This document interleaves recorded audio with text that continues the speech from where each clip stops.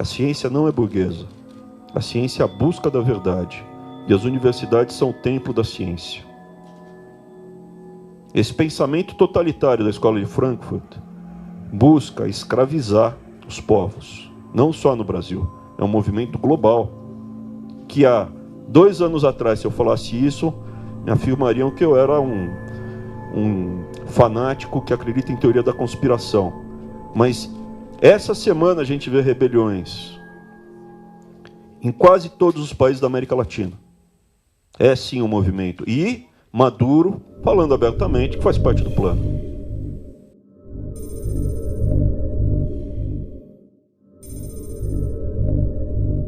O poder das ideias foi bem entendido entre os intelectuais de esquerda ao longo do século XX na América Latina. Eles fizeram o plano de tomarem controle das universidades e obtiveram êxito. Nas salas de aula, uma nova narrativa surgiu, dando um elevado nível moral ao Estado e denunciando o mercado como imoral. Milhões de estudantes latino-americanos têm sido marinados nos valores da esquerda, de planejamento econômico central e redistribuição estatal. Mas o que é mais importante de se entender é que eles absorveram isso não apenas como pura doutrina econômica, mas como quadro moral legítimo para a sociedade. Isso teve um efeito profundo no clima político da região. E o ensino, a alfabetização no Brasil, é um desastre. Estamos empatados com o Peru. É um desastre. Os arautos, entre aspas, que se julgam sábios, supremos, doutos em técnica, são charlatões. Porque se eles são responsáveis por esse resultado, a evidência empírica é o que eles fizeram está errado. Eles disseram aos jovens para não olharem para a riqueza das nações, mas ao invés, ao que eles chamaram de moralidade, ou talvez mais precisamente, a imoralidade da desigualdade produzida pela liberdade. Essa questão da igualdade é a ideologia mais insidiosa na região agora mesmo. E isso é algo que você notará se olhar para o Chile hoje. Que um país subdesenvolvido passou a ser um país desenvolvido em 30 anos e criou uma prosperidade enorme. Mas mesmo que a sociedade faça conquistas econômicas para adotar políticas pró-mercado, se a população não estiver convencida da moralidade do sistema que fez isso para ele, eles dirão. Se eles não estiverem convencidos de que o sistema é ético, digamos assim, de que o sistema é justo, é ético, eles quererão destruir o que foi conquistado, mesmo que tenha sido conquistada grande prosperidade. O Chile é um dos países mais estáveis da América Latina. A solidez política e os números positivos da economia poderiam indicar contentamento social, mas não é isso que está ocorrendo. O país da América do Sul passa por uma onda de protestos parecida com a que o Brasil viveu em 2013, só que bem mais violenta. Para o cientista político Fernando Schiller, apontar a desigualdade social que ainda existe no país como responsável pela eclosão dos atos violentos é uma análise errada. Quem lidera essas manifestações são jovens de 18, 19, 20 anos, 17 anos. Quer dizer, seria muito estranho que esses jovens estivessem na rua com esse nível de violência protestando contra o sistema de aposentadorias chileno. No Chile, nos últimos anos, onde o Partido Comunista tem estado atrás das exigências dos estudantes pela educação universitária gratuita, afirmando que os que não cederem a essa demanda são imorais, o comportamento dos estudantes é fácil de se compreender.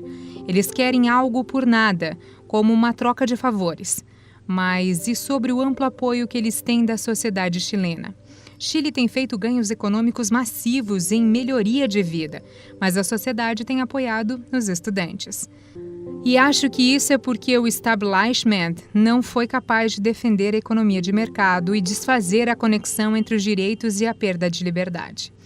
Exceto por alguns bravos intelectuais, a maioria da liderança do país se acovardou, desculpando-se pelo modelo de mercado por causa da desigualdade. Em quase toda a região, os intelectuais compraram essa ideia de desigualdade como objetivo mais elevado. Do alto de suas torres de marfim, levarão aos grandes governos através das constituições da região. Essas constituições que são perpetuamente reescritas por acadêmicos e pela elite intelectual, lutam sempre para fazer da igualdade uma lei patrocinada pelo Estado. E, obviamente, quem se oporia? Fazer dos filhos pobres iguais aos empreendedores ricos.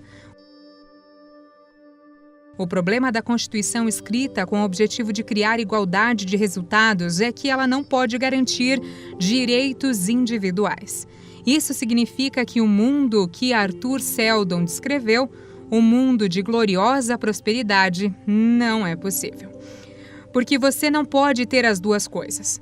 As constituições da América Latina têm centenas de páginas e possuem objetivos como garantir o desenvolvimento nacional, erradicar a pobreza e condições precárias de vida, reduzir desigualdades sociais e regionais e promover o bem-estar. A Constituição Brasileira de 1988 deu aos cidadãos o direito constitucional à educação, saúde, trabalho, lazer, segurança, seguro social, proteção da maternidade e assistência aos desamparados. Na seção dedicada aos esportes, e sim, há uma seção dedicada aos esportes na Constituição Brasileira, especificando que o governo deve encorajar o lazer como forma de promoção social. Se você ver a taxa de desemprego, acho que eles estão fazendo um bom trabalho.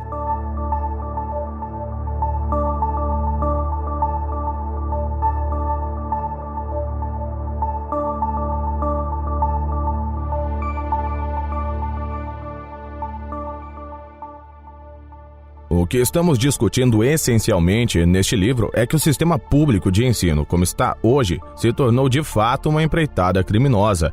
Dizer isso é uma séria acusação. Mas quando você vê o que está acontecendo e o que eles estão fazendo, e não estamos falando dos professores. Eu mesmo sou professor, não numa escola pública, mas a maioria dos professores estão na profissão pelos motivos corretos. Eles querem sim educar as crianças, mas o estabelecimento educacional como tal realmente se tornou uma empreitada bem criminosa. Eles tomam nosso dinheiro e fazem uma fraude monstruosa. Dizem, dê seus filhos seu dinheiro e iremos educá-los. E, contudo, os próprios dados do governo mostram que metade dos jovens formandos não são capazes de ler e a maior parte deles não sabe fazer sequer o básico da matemática. Claramente, eles não estão educando os jovens, eles estão saindo com profundo conhecimento em teoria de gênero e a teoria das mudanças climáticas causadas pelo homem. Como se isso fosse o evangelho, mas a realidade é que eles não estão sendo educados. Some-se isso a uma juventude drogada. A exposição dessas crianças a material obsceno, pornografia e confusão de gênero, eles estão deliberadamente transformando os nossos jovens em analfabetos funcionais. Muitas pessoas não entendem isso. Se retornarmos ao Horace Mann, que é o cara associado com os owenistas, os seguidores de Robert Owen, o cara que estabeleceu uma colônia comunista, mesmo antes de Karl Marx aparecer. O sujeito era um socialista declarado que queria que o governo igualizasse todas as pessoas. Ele queria tirar a Bíblia do nosso sistema de educação, o que na época era algo inconcebível. E todos eles têm sido muito abertos sobre a agenda deles. Eles querem descristianizar a América, sabe? Minar as nossas liberdades individuais. E a maneira certa para se fazer isso é estabelecer um sistema nacional de ensino que moldaria as visões e percepções das crianças. E levou muito tempo para se chegar aqui. Na verdade, mais de 150 anos.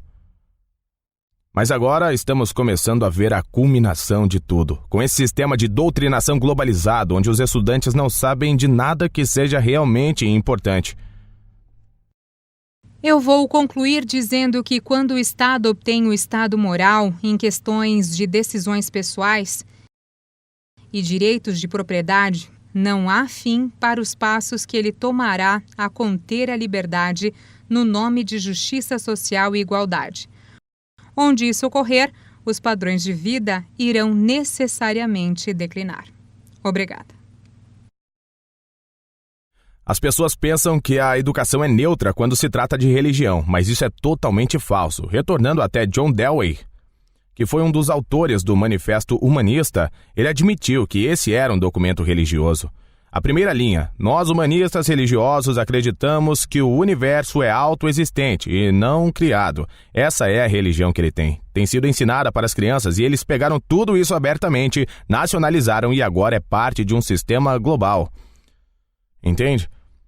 As pessoas não percebem isso. Phyllis Schlafly obteve um documento da Unesco. Isso foi há anos atrás, onde o Bill Gates e a Unesco, que é a agência da educação da ONU, assinaram um acordo. O Bill Gates assinou com a sua própria mão para desenvolver um sistema global de educação com programa de normas e tudo. E logo após, Bill Gates começou a colocar de seu próprio dinheiro no projeto. Obviamente isso não é coincidência, certo? Há uma tendência de se usar o sistema de educação, como disse o Obama, para transformar fundamentalmente o nosso país. Isso é muito perigoso e produz exatamente crianças que não pensam, que não questionam, que não são educadas e mal educadas. E eu não acho que a liberdade e nossa república sobreviverá a outra geração como essa.